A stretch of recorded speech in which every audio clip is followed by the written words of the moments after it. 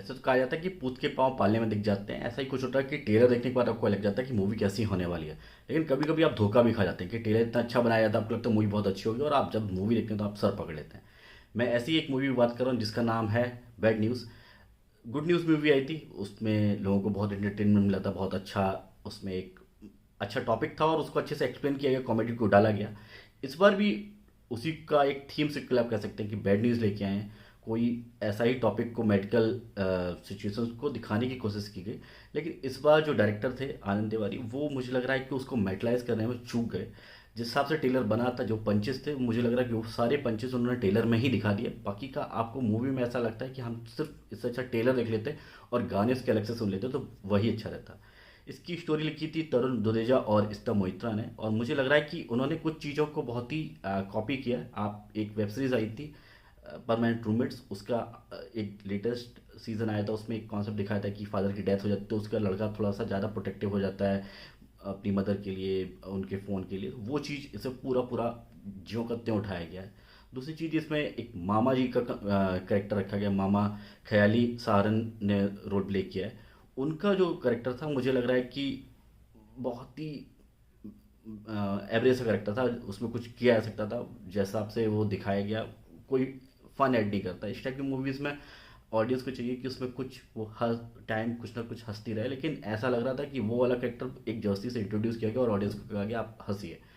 तीसरी चीज़ ये कि इसमें जो भी टुकड़े थे, पंचेस थे, वो बीच बीच में कभी कभी आते थे। बाकी का मूवी का जो डायरेक्शन है वो कभी भी किधर भी जा रहा है, कभी भी लड़ाई हो रही है, कभी भी साथ साथ हैं दोनों लोग।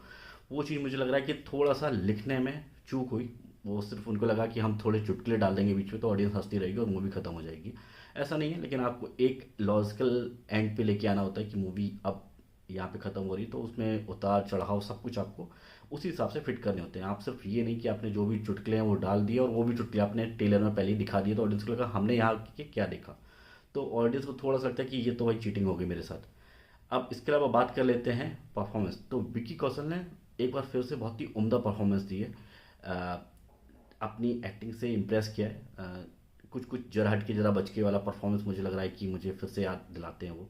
अच्छी परफॉर्मेंस। इसके अलावा तृप्ति डिमरी, उनकी परफॉर्मेंस मुझे ठीक लगती है, लेकिन मुझे लग रहा है कि एनिमल की सक्सेस के बाद उनको ऐसा नहीं करना चाहिए कि उनको सामने जो मूवी आए वो पिक कर लेनी चाहिए।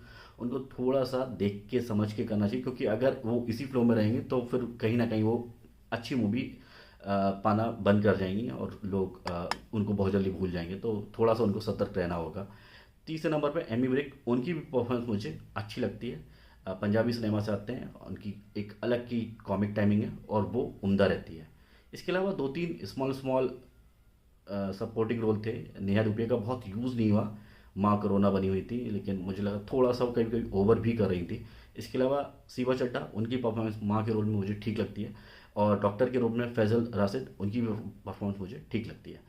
इसके अलावा एक दो और सपोर्टिंग रोल या गेस्ट अपीयरेंस कर सकते हैं, या नेहा शर्मा थी, ठीक थी। अनन्या पांडे का भी मुझे गेस्ट अपीयरेंस ठीक लगता है। तो मुझे लग रहा है कि अगर बात करें इस हिसाब से तो ये मूवी परफॉर्मेंस वाला डिपार्टमेंट ठीक था। म्यूज़िक में जैसे तौबा तौबा आया था, उसने जो बज़ क्रिएट की थी अमेजिंग थी। टेलर ने भी बहुत अच्छी बज़ क्रिएट की, लेकिन अल्टीमेटली जो एंड प्रोडक्ट था, जो मूवी थी, वो उस लेवल का इंटरटेनमेंट नहीं दे पाई।